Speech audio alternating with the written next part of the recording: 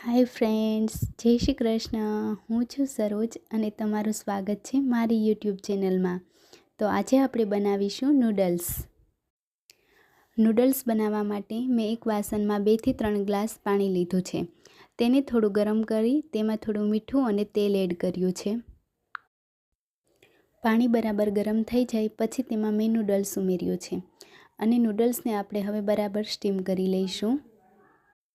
Noodles બરાબર steam થઈ જાય એટલે તેને જારીમાં કાઢી લઈશું અને પછી તેના પર થોડું ઠંડુ પાણી અને થોડું તેલ નાખી દઈશું. હવે આપણે એક કડાઈ લઈ તેમાં 2 થી 3 પાવડા તેલ નાખીશું. પછી તેમાં આદું અને લસણની પેસ્ટ નાખી બરાબર સાંતળી લઈશું. પછી તેમાં થોડી હિંગ અને કાંદા ઉમેરીશું. કાંદાને આપણે હાઈ ફ્લેમ પર જ સાંતળીશું. કાંદા બરાબર સંતળાઈ જાય એટલે એમાં ગાજરની છીણ, કોબીજ અને કેપ્સિકમ નાખીશું. આ બધા મસાલાને આપણે હાઈ ફ્લેમ પર જ સાંતળવાના છે. પછી તેમાં થોડું મીઠું અને થોડો મરી પાવડર એડ કરીશું.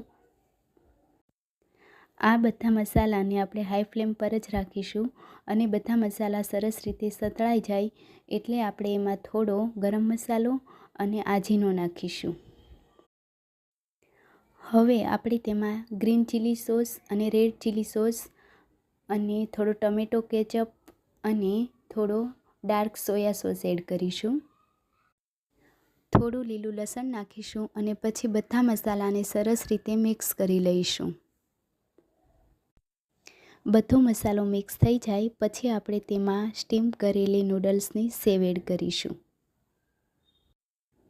નૂડલ્સની સેવ એડ કરીને પછી આપણે તેને મસાલા સાથે એકદમ સરખી રીતે મિક્સ કરી લઈશું. નૂડલ્સ મિક્સ થઈ જાય પછી આપણે ઉપરથી થોડી કોથમીર અને લીલું લસણ એડ કરીશું. પછી આપણે તેને સર્વિંગ પ્લેટમાં કાઢી લઈશું.